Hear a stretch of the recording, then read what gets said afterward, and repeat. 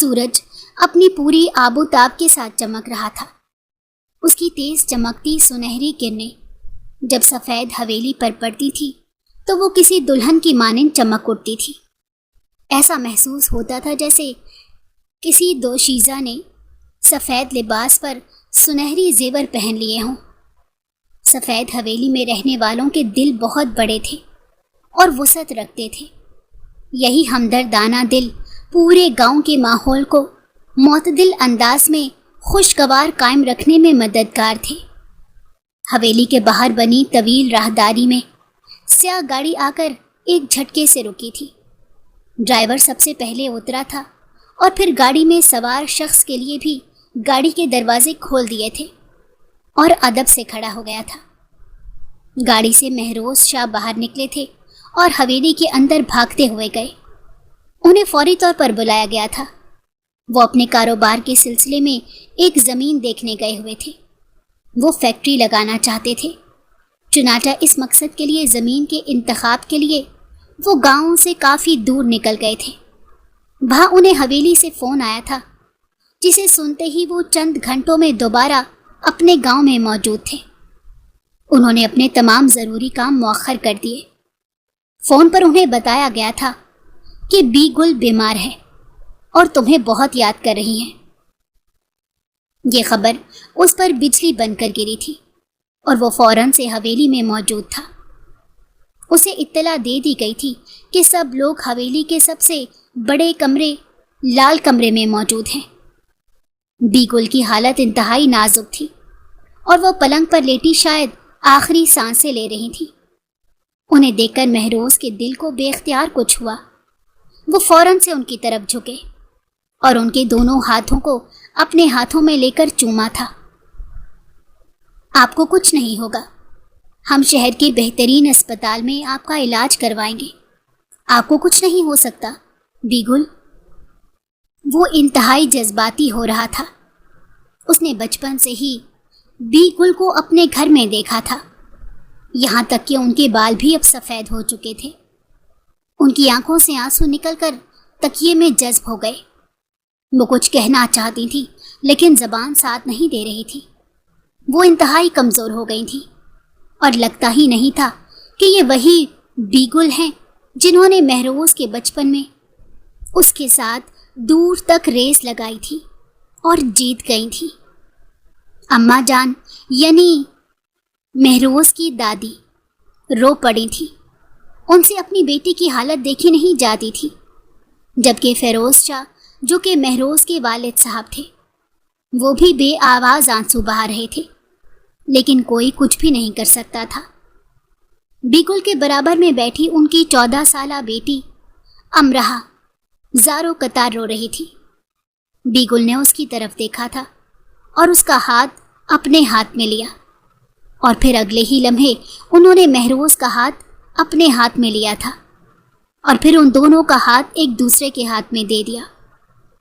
سب لوگ ششدر رہ گئے تھے۔ بی گل نے اٹھنا چاہا تھا لیکن انہیں سہارے کی ضرورت تھی۔ سمر خاتون نے اپنی نند کو تکیے کے سہارے سے بیٹھنے میں مدد دی اور پھر بی گل نے فیروز شاہ کو امید بھری نگاہوں سے دیکھا۔ فیروز شاہ ان کی نظروں کا پیام سمجھ گئے تھے اور انہوں نے آنکھوں کے اشارے سے اجازت دے دی تھی۔ مہروز شاہ کو کچھ سمجھ نہیں آ رہا تھا کہ میرے ساتھ یہ کیا ہو رہا ہے، جبکہ امرہا ارد گرد سے بے نیاز بس مسلسل آنسو بہانے میں مصروف تھی۔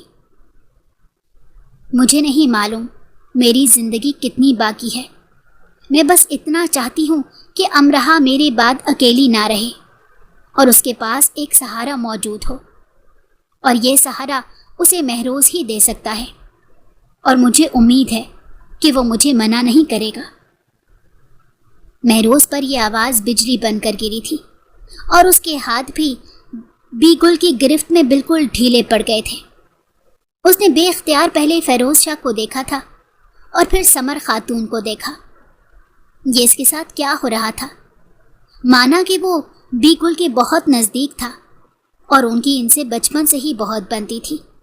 وہ اس کی پپھو تھی اور وہ ان کا بھتیجا تھا، اور ان دونوں کا تعلق ایک الگ ہی تعلق تھا۔ جس میں دوستی کا عنصر زیادہ تھا۔ وہ ایک دم سے اٹھ کر باہر چلا گیا اور بے اختیار گہرے سانس لیے تھے۔ اسے بیگل سے اس بات کی امید نہیں تھی۔ آخر وہ اس کی زندگی کے ساتھ یہ کھیل کیسے کھیل سکتی تھی؟ امرہا صرف 14 برس کی تھی اور وہ 30 برس کا تھا۔ ان دونوں کی عمروں میں زمین آسمان کا فرق تھا، اور یہ فرق گھر کے باقی افراد کو نظر کیوں نہیں آ رہا تھا؟ وہ کیوں جان بوجھ کر ان دونوں کو ایک ایسے بندھن میں باندھنا چاہتے تھے جس کا کوئی کنارہ نہ تھا؟ اس نے سوچ لیا تھا کہ وہ صاف انکار کر دے گا۔ وہ ان کی خواہش کے احترام میں کوئی ایسا قدم نہیں اٹھانا چاہتا تھا جس سے دونوں کو زندگی میں بہت سی مشکلات کا سامنا کرنا پڑے۔ ابھی وہ انہی سوچوں کے درمیان جھول رہا تھا کہ اسے اپنے کندھے پر کسی کا ہاتھ کا احساس ہوا۔ پیچھے مڑ کر دیکھا تھا تو اس کے بابا فیروز شاہ موجود تھے۔ انہوں نے اسے پیار بھری نگاہوں سے دیکھا اور پھر جو کہا تھا وہ مہروز کو اچھی طرح سمجھ آ گیا تھا کہ اس سے اس کی مرضی نہیں پوچھی جا رہی، بلکہ اسے فیصلہ سنایا جا رہا ہے، اور اس کے لیے اسی لیے حویلی میں بلایا گیا تھا۔ بیگل نے اپنی زندگی میں بہت سے دکھ دیکھے ہیں، اور اب وہ صرف ایک خوشی دیکھنا چاہتی ہیں، اور وہ خوشی تم اچھی طرح جانتے ہو۔ اس وقت اس خوشی کی چابی تمہارے ہاتھ میں ہے۔ اب چاہے تو تم بیگل کو خوشی خوشی یہاں سے رخصت کرو، اور چاہے تو اس کے دل میں موجود غموں میں ایک اور غم کا اضافہ کر کے رخصت کرو۔ اب فیصلہ تمہارے ہاتھ میں ہے۔ مہروز اپنی پوری جان سے تڑپ گیا تھا، اور فیروز شاہ نے جس سنگدلی سے اس کی آگے حقیقت بیان کی تھی، وہ سنگدلی اسے پگھلا گئی تھی، اور وہ فوراً سے کمرے کے اندر آ گیا اور بیگل کی خواہش کے آگے سر جھکا دیا۔ اب امرہا فردوس علی امرہا مہروش بن گئی تھی۔ بیگل کی خواہش کے مطابق ان دونوں کا نکاح اسی وقت کروا دیا گیا، اور ان کے نکاح کے چند گھنٹے بعد بیگل دنیا سے رخصت ہو گئی تھی۔ ہاں، البتہ ان کی آخری دیدار پر سب نے محسوس کیا تھا کہ ایک الگ ہی سکون ان کے چہرے پر موجود ہے۔ سفید حویلی کا بڑا سا لکڑی کا گیٹ کھلتا چلا گیا۔ چوکیدار نے آنے والی شخصیت کو بغور دیکھا تھا، اور اس کا منہ کھلا کا کھلا رہ گیا۔ اس نے فوراً سے ہٹ کر آنے والی شخصیت کو راستہ دیا تھا۔ وہ شخصیت طویل راہداری عبور کر کے حویلی کے اندر داخل ہوئی۔ اندر موجود نفوس نے داخلی دروازے کی طرف دیکھا تھا، اور سب کے سب دنگ رہ گئے۔ انہیں اس بات کی قطعاً توقع نہیں تھی کہ یہ شخصیت کبھی دوبارہ حویلی کا رخ بھی کر سکتی ہے۔ سفید شلوار قمیض پر سفید دوپٹہ اوڑھے وہ اپنی گود میں ننھی سی بچی کو اٹھائے۔ یہ شخصیت کوئی اور نہیں، بیگل تھی۔ انہیں حویلی میں اس طرح آتے دیکھ کر سب کو سانپ سونکھ گیا تھا۔ حویلی کے در و دیوار ہل گئے تھے۔ تمام ملازموں نے اپنی انگلیاں دانتوں تلے دبا لی تھیں۔ یہ منظر کافی عرصے بعد دیکھنے میں آیا تھا، اور اس سے پہلے کا ایک منظر ان تمام ملازمین کے اذہان میں محفوظ تھا۔ اب اس دفعہ کیا ہونے والا تھا؟ سب چپ سادھ کر کھڑے ہو کر دیکھنا چاہتے تھے۔ تمہاری ہمت کیسے ہوئی اس حویلی میں قدم رکھنے کی؟ یہ گرجتی ہوئی آواز منظور شاہ کی تھی، جو بیگل کے والد صاحب تھے اور اس حویلی کے سردار تھے۔ انہوں نے کوئی جواب نہیں دیا تھا، بس چپ چاپ کھڑی آنسو بہا رہی تھی اور اندر آنے کی ہمت نہیں کی تھی۔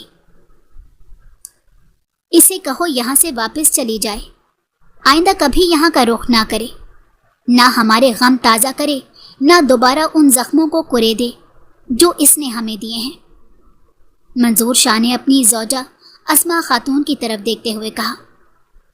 اس خاتون نے پورے 10 سال بعد اپنی بیٹی کو اپنے سامنے زندہ سلامت دیکھا تھا، اور وہ کہیں سے وہ بیگل نہیں لگ رہی تھی، جو حویلی کی چہکتی بلبل کی طرح ادھر سے ادھر دوڑتی رہتی تھی۔ یہ تو کوئی اور ہی بیگل تھی۔ انہیں زمانے کی ٹھوکروں نے اس حال میں پہنچا دیا تھا۔ چلی جاؤ یہاں سے، اسما خاتون بس اتنا ہی کہہ پائیں اور رونے لگی۔ بیٹیاں جب مر جاتی ہیں تو قبر میں اتر جاتی ہیں، اور جب زندہ لاش بن جاتی ہیں تو ماں باپ کے گھر پر ہی آتی ہیں۔ میرے شوہر کا انتقال ہو گیا ہے اور میں بیوہ ہو گئی ہوں۔ اب میں یہاں نہیں آؤں گی تو کہاں جاؤں گی؟ بیگل کی تڑپتی سسکتی آواز نے سب کو خاموش کروا دیا، اور اب کسی کی بھی ہمت نہیں ہو رہی تھی کہ وہ ان سے کچھ کہہ سکے۔ منظور شاہ وہاں سے جا چکے تھے، جس کا مطلب تھا کہ ان کا دل بہت دکھا تھا، اور وہ یہاں کھڑے ہو کر یہ منظر نہیں دیکھنا چاہتے تھے۔ وہ اپنی لاڈلی بیٹی، اپنی گڑیا جان کو اس طرح غموں کا شکار دیکھ کر بری طرح دل آزار ہو کر وہاں سے چلے گئے۔ اسما خاتون نے بیگل کو خود سے لپٹا لیا تھا اور سالوں کا بندھن ٹوٹ گیا تھا۔ وہ دونوں زاروں قطار رو پڑی تھی، اور ان دونوں کو دیکھتے ہوئے وہاں موجود ہر آنکھ اشک بار تھی۔ منظور شاہ کی 2 ہی اولادیں تھیں، اور وہ سفید حویلی کے مالک تھے۔ ان کی یہ حویلی انہیں اپنے والد صاحب اشفاق شاہ سے ورثے میں ملی تھی۔ منظور شاہ کے 2 بیٹے تھے اور ایک ہی بیٹی تھی۔ ایک بیٹے کا نام فیروز شاہ تھا اور دوسرے کا نام فردوس شاہ، اور بیٹی بیگل تھی۔ فیروز شاہ کے 2 بچے تھے، مہروز شاہ اور ثانیہ شاہ، جبکہ فردوس شاہ کی ایک ہی بیٹی تھی جس کا نام سکینہ شاہ تھا۔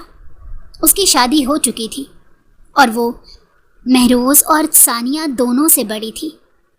حویلی والوں کا یہ رواج تھا کہ خاندان سے باہر اور برادری سے باہر بالکل بھی شادیاں نہیں کی جاتی تھیں، چاہے اب لڑکی کا کوئی جوڑ بنے یا نہ بنے۔ اگر جوڑ بن جاتا تو اس کی شادی کر دی جاتی، اور اگر جوڑ نہ بنتا تو وہ شادی کے انتظار میں بوڑھی ہو جاتی، لیکن اس کی شادی برادری سے الگ نہیں کی جاتی تھی۔ یہ حویلی کا اصول تھا، اور صدیوں سے یہی اصول چلتا آ رہا تھا۔ بیگل کے لیے بھی یہی اصول کار فرما تھا، لیکن بیگل نے اس اصول کے خلاف بغاوت کر دی، اور انہوں نے اپنے باپ منظور شاہ کے خلاف جا کر برادری سے باہر اپنی پسند سے شادی کی تھی۔ منظور شاہ نے انہیں گھر سے نکل جانے کا حکم دے دیا تھا، اور پھر دوبارہ کبھی شکل نہ دکھانے کا کہا تھا۔ انہوں نے بھی اپنی بغاوت میں کوئی کسر نہ چھوڑی، اور حویلی کو چھوڑ کر اپنے شوہر کے ہمراہ ہمیشہ ہمیشہ کے لیے یہاں سے چلی گئی، اور پھر پورے 10 سال بعد اپنے ماں باپ کی آنکھوں کو ٹھنڈا کرنے کے لیے اس حویلی میں لوٹ آئی تھی۔ بیوگی کی چادر انہوں نے اوڑھ لی تھی، اور ان کے سسرال والوں نے ان کے بیوہ ہوتے ہی انہیں وہاں سے نکال دیا تھا۔ ان کی ایک بیٹی تھی جو اس وقت گود میں تھی اور 1.5 سال کی تھی۔ منظور شاہ نے انہیں پہلے تو یہاں سے چلے جانے کا کہا، لیکن پھر جب انہیں معلوم ہوا کہ ان کی لاڈلی بیٹی بیوہ ہو کر دوبارہ ان کے در پر آ گئی ہے، تو انہوں نے انہیں معاف کر دیا اور رہنے کی اجازت دے دی تھی۔ البتہ ان سے بات چیت نہیں کرتے تھے۔ حویلی کا ایک دوسرا اصول یہ بھی تھا کہ کسی بھی عورت کی دوسری شادی نہیں کی جاتی تھی، چاہے وہ جوانی میں ہی بیوہ کیوں نہ ہو گئی ہو، اور یہی اصول بیگل پر بھی اب لاگو ہوتا تھا، اور انہوں نے حویلی کے اس اصول پر اپنا سر تسلیم خم کر لیا تھا۔ مہروز نے اپنی پھپھو کو 10 سال پہلے جب وہ 5 سال کا تھا تب دیکھا تھا، اور آج جب وہ 15 برس کا ہو گیا تھا تب وہ انہیں دیکھ رہا تھا۔ وہ بچپن سے اس کی دوست تھیں اور اس کے کھانے پینے سے لے کر ہر چیز کا خیال رکھتی تھیں، لیکن پھر 10 سال کے عرصے کے بعد انہیں اس نے دیکھا تو خوشی سے چیخ اٹھا اور دوڑ کر بیگل کے گلے لگ گیا۔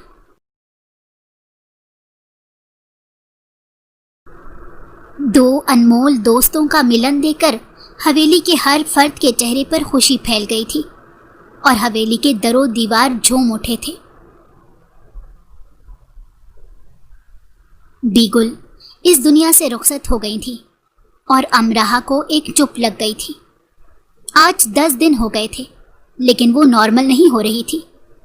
اسما خاتون کو اپنی نواسی کی بہت فکر ہو رہی تھی، چنانچہ انہوں نے لال کمرے میں ایک میٹنگ رکھی اور سب کو بلایا تھا۔ چونکہ یہ بات کرنے کا وقت تو نہیں تھا، لیکن امراہ کی حالت نے انہیں مجبور کر دیا تھا۔ چنانچہ انہوں نے اپنے بیٹے اور بہو سمیت اپنے پوتے کو اس کمرے میں بلایا۔ وہ تینوں ان کے حکم پر وہاں موجود تھے۔ امرہا پہلے ہی نانی کے ساتھ آ گئی تھی۔ اسے سخت بخار تھا اور اترنے کا نام ہی نہیں لے رہا تھا۔ آپ نے ہمیں یہاں بلایا، خیریت تو ہے اماں؟ یہ فیروز شاہ تھے۔ خیریت ہی تو نہیں ہے فیروز شاہ، تم امرہا کی حالت نہیں دیکھ رہے؟ دن بدن کمزور ہوتی جا رہی ہے اور بخار اترنے کا نام ہی نہیں لے رہا۔ اس کی حالت دیکھتے ہوئے میں نے ایک فیصلہ کیا ہے اور میں چاہتی ہوں کہ تم سب میرے فیصلے پر اپنی رائے دو۔ اسما خاتون نے فیروز شاہ کو جواب دیا تھا۔ میں چاہتی ہوں کہ امرہا کا نکاح تو ہو ہی گیا ہے، اب رخصتی بھی کر ہی دی جائے، اور یہ سب سادگی سے ہو تو زیادہ بہتر ہے، کیونکہ اس وقت بچی کا بہت دل دکھا ہوا ہے۔ مہروز نے اچھمبے سے اپنی دادی کو دیکھا اور وہاں سے اٹھ کھڑا ہوا۔ اس نے نکاح کر لیا تھا، یہی بہت تھا، اب وہ رخصتی اتنی جلدی نہیں کرنا چاہتا تھا۔ کیا ہوا بیٹا، تم جا کیوں رہے ہو؟ پہلے میری پوری بات تو سن لو۔ دادی نے اسے اٹھنے سے روکا۔ کیا بات سنوں میں آپ کی؟ یہی بات سنوں کہ اب امرہا کی رخصتی کروا دے۔ میں قربانی کا بکرا نہیں ہوں، میں بھی انسان ہی ہوں، میرے جذبات کو بھی سمجھا جائے۔ میں اتنی جلدی اس رشتے کو قبول نہیں کر سکتا، مجھے تھوڑا وقت دیا جائے، مجھ پر زور زبردستی نہ کی جائے۔ مہروز شاہ تو جیسے پھٹ ہی پڑا تھا۔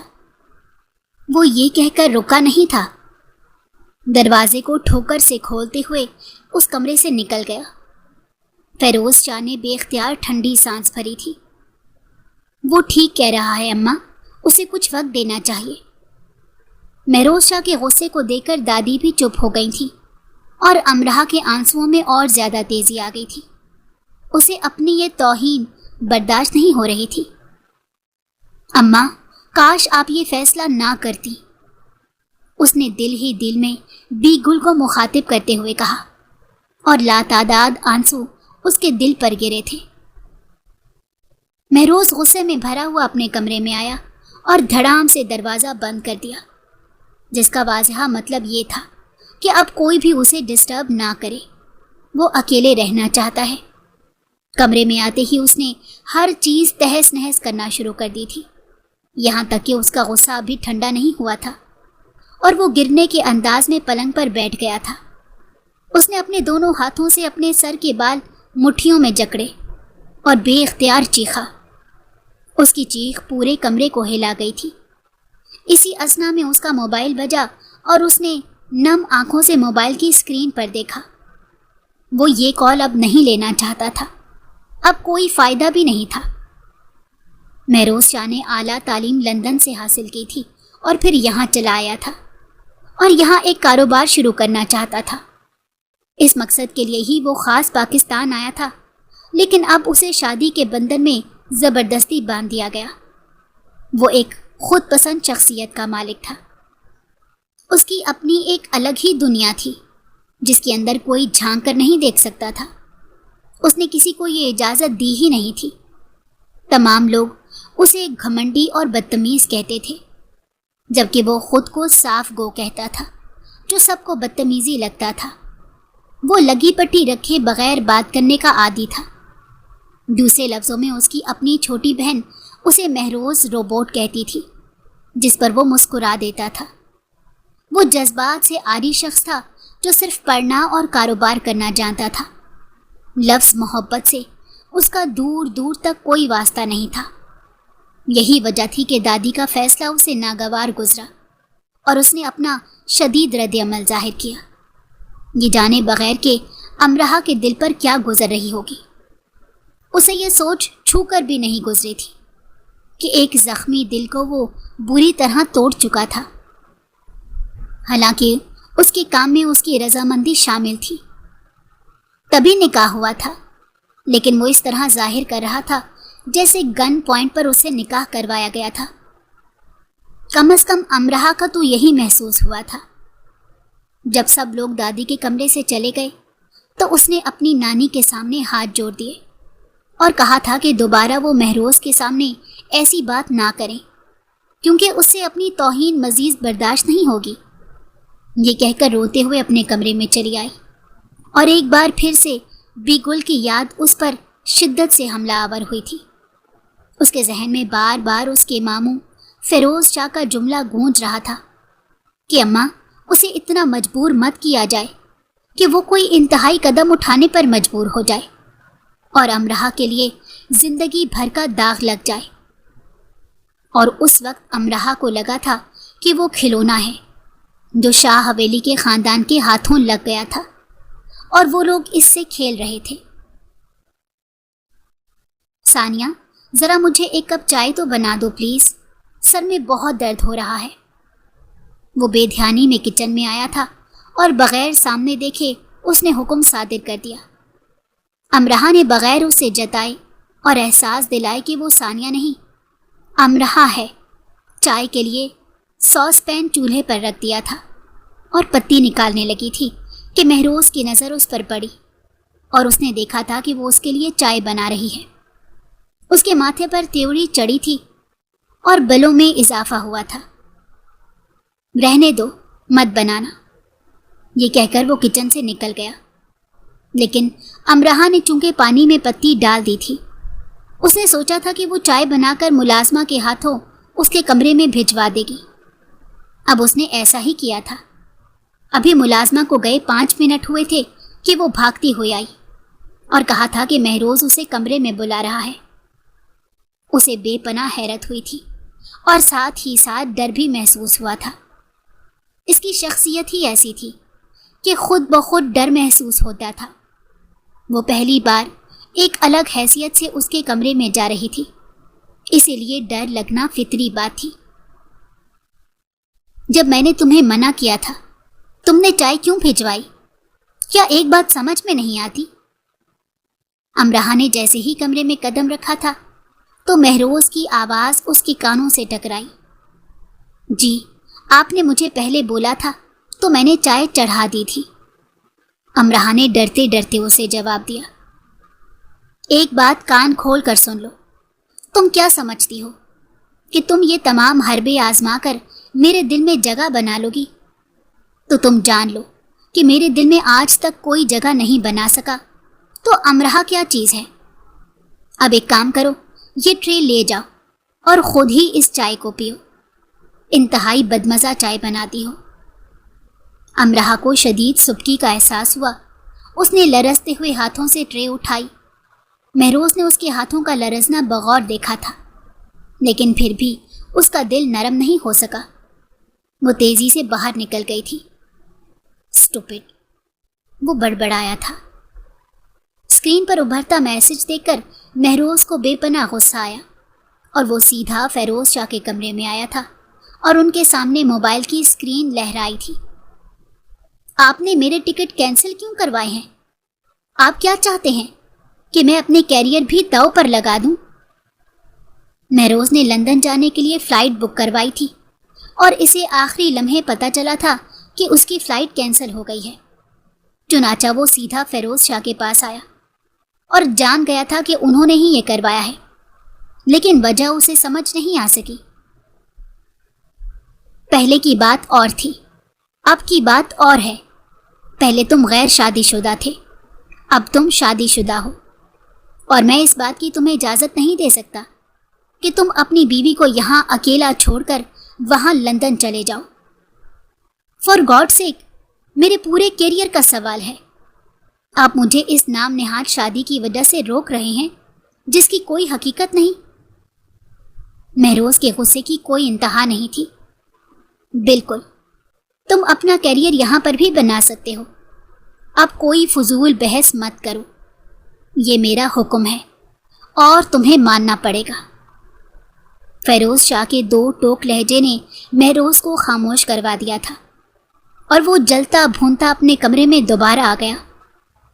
امرہا تو اس کی جان کا عذاب بن گئی تھی۔ ایسا لگتا تھا کہ فیروز شاہ اسے رخصتی نہ کروانے والی بات پر خفا تھے، اسی وجہ سے یہ قدم اٹھایا تھا۔ اب اس کا ذہن تیزی سے کام کرنے لگا۔ اس نے سوچ لیا تھا کہ اسے کیا کرنا ہے۔ گھر میں جس نے بھی اس بات کو سنا تھا سب کے سب سکتے میں آ گئے۔ انہیں یقین ہی نہیں آ رہا تھا کہ مہروز ایسی بات بھی کر سکتا ہے، لیکن سب نے پھر باقاعدہ مہروز کے منہ سے یہ بات سنی تھی اور تب انہیں یقین ہو گیا تھا۔ مہروز نے رخصتی کروانے کا اعلان کر دیا تھا اور امرہا کی جان پر بن گئی تھی۔ اس نے اپنی نانی کو احتجاج کر کے منع کر دیا کہ وہ رخصتی نہیں کرنا چاہتی، لیکن اس بار نانی نے اس کی نہیں سنی تھی۔ ویسے بھی اس کی کون سنتا تھا؟ مہروز تو اسے بری طرح ڈانٹ دیا کرتا تھا اور کسی کو نظر بھی نہیں آتا تھا۔ اس کا دل بے حد کھٹا ہو چکا تھا۔ اس نے انتہائی برے دل کے ساتھ اس فیصلے پر سر جھکا لیا اور اللہ پر سب کچھ چھوڑ دیا۔ ان سب کو باتیں کرتا چھوڑ کر وہ کچن میں چلی آئی اور اس نے گہرے سانس بھرے تھے۔ مناؤ، خوشیاں مناؤ، آخر تم یہی تو چاہتی تھی۔ سب کچھ تمہاری منشا کے مطابق تو ہو رہا ہے، تو اب یہاں کیوں چھپ رہی ہو؟ ایسی کڑوی زبان کسی اور کی ہو ہی نہیں سکتی تھی۔ امرہا بغیر دیکھے بتا سکتی تھی کہ یہ مہروز ہی ہو سکتا ہے۔ امرہا نے بے اختیار نم آنکھوں سے مہروز کی طرف دیکھا تھا اور ایک جھٹکے سے کچن سے نکل آئی۔ کہیں بھی سکون نہیں تھا اور اب زندگی ایک اور ڈگر پر چل نکلی تھی۔ نہ جانے اب اس کی زندگی کیا موڑ لینے والی تھی۔ اوپر سے مہروز کے لہجے کی کڑواہٹ اسے اپنی روح کے اندر اترتی ہوئی محسوس ہوئی تھی۔ مہروز کے حکم کے مطابق انتہائی سادگی سے رخصتی کر دی گئی اور وہ اپنے کمرے سے نکل کر مہروز کے کمرے میں پہنچا دی گئی۔ وہ گھونگھٹ کیے اپنے کمرے میں بیٹھی اس کا انتظار کر رہی تھی۔ اس کا دل بے حد تیزی سے دھڑک رہا تھا۔ مہروز اندر داخل ہوا اور دھڑام سے دروازہ بند کیا۔ امرہا ڈر کر اچھل ہی پڑی تھی۔ ناٹک بند کرو اور میرا پلنگ خالی کرو، بہت نیند آ رہی ہے، مہروز نے آتے ہی حکم صادر کیا اور امرہا وہیں سن ہو گئی تھی۔ اتنی حیرانی سے کیا دیکھ رہی ہو؟ جلدی پلنگ خالی کرو۔ اور ہاں، رخصتی کروانے کا ایک ہی مقصد تھا کہ مجھے لندن جانے کی پرمیشن مل جائے، اس کے علاوہ اور کوئی مقصد نہیں تھا۔ تم اپنے دل میں کوئی وہم مت پال لینا، سمجھ آئی؟ مہروز اپنی باتوں سے کانٹے جھڑ رہا تھا۔ امرہا صوفے پر آ گئی اور پوری رات اس کی آنکھوں میں کٹ گئی۔ کیسا بے حس شوہر اس کے نصیب میں آیا تھا۔ بے آواز روتی رہی۔ اس سے اچھا تو وہ کبھی اس حویلی میں ہی نہ آتی۔ اس نے اپنی سوچوں کو روکنے کی کوشش کی تھی، لیکن سوچیں اس پر بری طرح حملہ آور ہوئی تھی۔ سنو، لائٹ بند کر دو، رونے کا شغل اندھیرے میں بھی کر سکتی ہو، مہروز کہہ کر گہری نیند سونے لگا اور امرہا کا دل چاہا تھا کہ وہ دھاڑے مار مار کر رو دے۔ یہ ان کی شادی کی پہلی رات تھی اور اس میں بے انتہا کڑواہٹ گھلی ہوئی تھی۔ اگلے دن ثانیہ اور سمر خاتون نے بیگ باندھ لیا تھا۔ وہ اپنے ساتھ دادی صاحبہ کو بھی لے کر جا رہی تھی۔ مہروز نے جب انہیں یوں اس طرح سامان پیک کرتے ہوئے دیکھا تو پوچھ بیٹھا تھا کہ کہاں جانے کی تیاری ہے، جس پر سمر خاتون نے کہا تھا کہ میں میکے جانا چاہتی ہوں تاکہ اپنی ماں سے مل سکوں۔ پھر میرے کھانے کا دھیان کون رکھے گا؟ لو جی، اتنی جلدی بھول گئے کہ کل ہی آپ دلہن رخصت کروا کر آئے ہیں۔ یہ ثانیہ تھی۔ مہروز نے ناگواری سے اوپر سے سیڑھیاں اترتی امرہا کو دیکھا تھا۔ اسے بھی ساتھ لے جائیں۔ تمہارا دماغ خراب ہے؟ ایک دن کی دلہن پر ظلم کروں اور تمہیں اکیلا کر دوں؟ سمر خاتون نے شرارت کی تھی۔ شوہر مائی فٹ۔ مہروز کی بڑبڑاہٹ امرہا نے سنی تھی اور دل محسوس کر رہ گئی تھی۔ وہ لوگ صبح سویرے ہی نکل گئے تھے۔ اب امرہا اکیلی حویلی میں موجود تھی اور مہروز فیروز شاہ کے ہمراہ کاروبار کے سلسلے میں شہر گیا ہوا تھا۔ شام کے 6 بج رہے تھے اور اچانک ہی موسم تبدیل ہو گیا۔ بارش شروع ہو گئی۔ امرہا گھر میں اکیلی تھی، ساتھ ہی سونے پر سہاگا لائٹ چلی گئی تھی۔ اسے بہت ڈر لگ رہا تھا۔ ملازمین اپنے اپنے سرونٹ کوارٹر میں چلی گئی تھی اور اتنی بڑی حویلی میں امرہا اکیلی تھی۔ اس نے لاکھ کوشش کی تھی کہ اپنے خوف دور کر سکے، لیکن جیسے ہی بجلی کڑکتی تو وہ اچھل کر رہ جاتی۔ بادلوں کی خطرناک آواز سے اسے بچپن سے ہی خوف محسوس ہوتا تھا۔ اس کی دھڑکن تیز ہو رہی تھی، اسے کچھ سمجھ نہیں آ رہا تھا۔ اس نے فوراً سے مہروز کو کال ملائی تھی۔ دوسری طرف سے فون اٹھا لیا گیا۔ کون؟ شاہ، میں امرہا۔ اس نے تھوک نگلا تھا۔ کیا ہوا اب؟ بیزاری صاف ظاہر تھی۔ لائٹ نہیں ہے، اکیلی ہوں، پوری حویلی میں، شدید بارش ہو رہی ہے۔ امرہا کی کانپتی ہوئی آواز سے وہ سمجھ گیا تھا کہ معاملہ کیا ہے۔ وہ بے پناہ ڈر رہی تھی۔ راستے میں ہیں، آ رہے ہیں، فکر مت کرو، کہہ کر کال بند کر دی گئی۔ امرہا نے سکون کا سانس لیا تھا کہ ڈانٹا نہیں تھا۔ 10 منٹ بعد اسے کسی کے قدموں کی آہٹ سنائی دی۔ پوری حویلی میں اندھیرا چھایا ہوا تھا۔ اسی دوران بجلی چمکی اور پوری حویلی ایک دم سے روشن ہو گئی۔ ساتھ ہی بادلوں کی خطرناک آواز نے اس کے دل کو لرزا دیا تھا۔ وہ چیخ مار کر بھاگتی ہوئی سامنے سے آتے مہروز سے چپک گئی تھی۔ مہروز محسوس کر سکتا تھا کہ اس کا دل تیزی سے دھڑک رہا تھا اور وہ کانپ رہی تھی۔ اٹس اوکے، میں آ گیا ہوں، ڈرو مت۔ مہروز نے اسے خود سے الگ کرتے ہوئے اس کے گال تھپ تھپائے تھے۔ وہ بے آواز رو رہی تھی، اور پھر تمام ملازماؤں کو ایک قطار میں کھڑا کر کے مہروز نے امرہا کے سامنے ڈانٹا تھا کہ کیوں وہ اسے اکیلا چھوڑ کر حویلی چلے گئے تھے، اور لائٹ جانے پر انہیں اتنی زحمت بھی نہیں ہوئی کہ جنریٹر ہی چلا لیں۔ یہ مہروز اس مہروز سے بہت مختلف تھا جسے امرہا جانتی تھی۔ امرہا کے دل نے بے اختیار ایک بیٹ مس کی تھی۔ مہروز آج زمینوں کے دورے کے لیے گیا ہوا تھا۔ وہ اسے صبح سے نظر نہیں آیا تھا۔ اس کی آنکھ دیر سے کھلی تھی۔ وہ اٹھی تھی تو اسے اپنے سرہانے ایک نوٹ ملا تھا، ساتھ ہی پاس دوائی رکھی ہوئی تھی۔ یہ دوائی کھا لینا، ساری رات کھانستی رہی ہو، نہ خود سوئی ہو نہ مجھے سونے دیا۔ پڑھ کر وہ بیک وقت غصے اور ہنسی کی ملی جلی کیفیت میں تھی۔ اسے اس کا کیئرنگ انداز اچھا لگا تھا۔ مہروز نے رات کی بے آرامی کی وجہ سے اسے صبح نہیں اٹھایا تھا، اور ساتھ ہی نوٹ لکھ کر اسے دوائی کھانے کا کہا تھا۔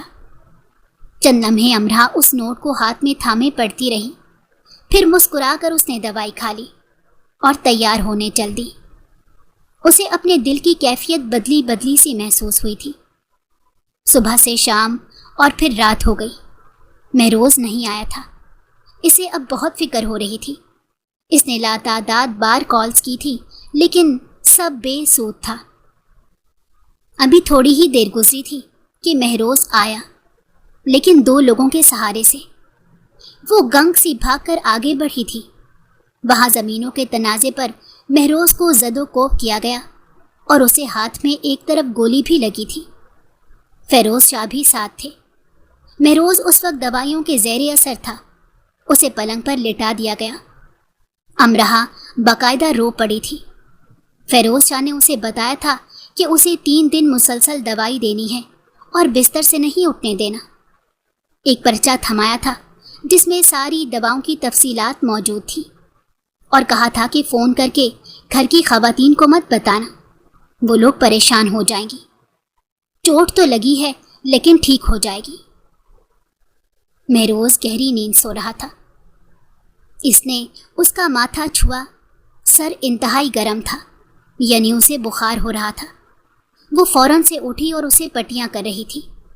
ساری رات وہ بخار میں پھینک رہا تھا، اور وہ ساری رات جاگ کر پٹیاں کرتی رہی۔ رو رو کر اس کی آنکھیں سوج گئی تھیں۔ مہروز کی آنکھ کھلی تھی تو اسے اپنے سر پر کسی کا ہاتھ محسوس ہوا۔ اس نے گردن موڑ کر نظر دوڑائی تھی تو وہ امرہا تھی، جو شاید ساری رات پٹیاں کر کے تھک کر وہیں اس کے پاس سو گئی تھی۔ اس کا ہاتھ ابھی بھی مہروز کے سر پر تھا۔ مہروز کو اپنی کیفیت خود سمجھ میں نہیں آ رہی تھی کہ وہ اس پر غصہ کرے یا نہ کرے۔ وہ 14 سال کی لڑکی اس وقت اپنے شوہر کی فکر کرتے کرتے سو گئی تھی اور مہروز کے دل کو بے اختیار کچھ ہوا۔ اسی دوران امرہا کسمسائی تھی اور اس کی آنکھ کھل گئی تھی۔ وہ ایک جھٹکے سے اٹھی اور مہروز کے سر پر رکھی پٹی ہٹانے لگی۔ مہروز نے اس کا ہاتھ بٹا دیا اور اشارے سے منع کیا۔ امرہا نے دیکھ لیا تھا کہ وہ جاگ گیا ہے۔ شاہ، آپ کیسے ہیں؟ ٹھیک ہوں۔ انداز سپاٹ سا تھا۔ میں بہت ڈر گئی تھی۔ فکر مت کرو، ابھی زندہ ہوں، مرا نہیں ہوں۔ امرہا نے تڑپ کر اس کے ہونٹوں پر اپنے ہاتھ رکھے تھے۔ مہروز نے اسے نظر بھر کر دیکھا۔ ایک خوبصورت لمحہ ان کے درمیان آ کر گزر گیا تھا۔ امرہا نے فوراً سے ہاتھ اٹھائے۔ تمہارے ہی دیے گئے زخم ہے۔ نہ شادی ہوتی، نہ میں پاکستان میں ہوتا، اور نہ تنازع میں مجھے گھسیٹا جاتا، اور نہ میرا یہ حال ہوتا۔ اس نے صفاقی کی حد کرتے ہوئے امرہا کو جتایا۔ وہ اسے دیکھ کر رہ گئی۔ میں آپ کے لیے ناشتہ لاتی ہوں، کہہ کر وہ رکی نہیں تھی اور تیزی سے اپنے آنسو چھپاتے ہوئے کمرے سے باہر نکل گئی۔ تھوڑی دیر بعد وہ ناشتے کی ٹرے لائی تھی جس میں سوپ، ابلے ہوئے انڈے اور فریش جوس تھا۔ مہروز اپنے سہارے سے اٹھ بیٹھا تھا۔ اس کے دائیں ہاتھ پر گولی لگی تھی۔ امرہا نے اسے سوپ پلانا چاہا، لیکن اس نے ہاتھ کے اشارے سے اسے روک دیا اور خود ہی کوشش کرنے لگا، لیکن بائیں ہاتھ سے یہ ناممکن سا تھا۔ سوپ گر رہا تھا اور مہروز خود کو بے بس محسوس کر رہا تھا۔ امرہا نے آہستگی سے پیالہ اس کے ہاتھ سے لے لیا۔ اس دفعہ مہروز احتجاج نہیں کر سکا۔ وہ آہستہ آہستہ اسے سوپ پلانے لگی تھی، اور پھر ختم ہونے پر اس نے نیپکن اٹھا کر اس کا منہ بھی پونچھ دیا تھا۔ وہ اس چھوٹی لڑکی کا خیال رکھنے کی مہارت کو بغور دیکھ رہا تھا۔ اس کے بعد اس نے اسے دوائیاں دی تھیں اور پھر اس کا منہ دھلوا کر اس کے بالوں میں کنگھی کی تھی۔ مہروز چپ چاپ اسے یہ سب کرتے ہوئے دیکھ رہا تھا۔ ایک لمحے کے لیے بھی اس کے چہرے پر بیزاری کے آثار نہیں تھے۔ مہروز نے اس کے تیکھے نکوش کو اپنے دل میں محفوظ کیا۔ اب آپ آرام کریں، دھیمے لہجے میں کہہ کر اس نے مہروز کا کمبل جھک کر برابر کیا تھا۔ اسی لمحے اس کے جسم کی خوشبو اس کے نتھنوں سے ٹکرائی۔ اس نے سانس کھینچ کر اسے اپنے اندر اتارا تھا۔ پھر وہ لائٹ بند کر کے چلی گئی تھی اور مہروز کو لگا تھا کہ کمرے میں ویرانی چھا گئی ہے۔ اسے اپنی کیفیت عجیب سی محسوس ہو رہی تھی۔ اس نے تھک کر آنکھیں موند لی تھیں اور خود کو وقت کے دھارے پر بہنے کے لیے چھوڑ دیا۔ امرہا وقتاً فوقتاً آتی رہی اور اسے دیکھتی رہی تھی۔ وہ اس کی آہٹ کو محسوس کر رہا تھا، لیکن کچھ کہا نہیں تھا۔ وہ جاگ رہا تھا، لیکن اس نے اپنی آنکھیں بند کر رکھی تھیں۔ دوبارہ امرہا آئی اور اس بار اس کے چہرے کو چھوا۔ مہروز نے آنکھیں کھول دی تھیں اور وہ جو اس پر جھک کر اس کا بخار دیکھ رہی تھی ایک دم سے سیدھی ہوئی اور سٹپٹائی تھی۔ اسے لگا تھا اس کی چوری پکڑی گئی تھی۔ اب اگر تمہارے چکر اس کمرے میں لگنا ختم ہوں گے تو میں آرام کروں گا نا؟ مہروز نے اسے بغور دیکھتے ہوئے کہا تو وہ جھینک گئی اور باہر چلی گئی۔ اس کے جاتے ہی مہروز کو اپنا کمرہ ویران لگا تھا۔ اس کو اپنے دل کی کیفیت بدلتی ہوئی سی محسوس ہوئی تھی، جسے اس نے ڈپٹ کر چپ کروا دیا۔ وہ ایسا کچھ بھی سوچنا نہیں چاہتا تھا۔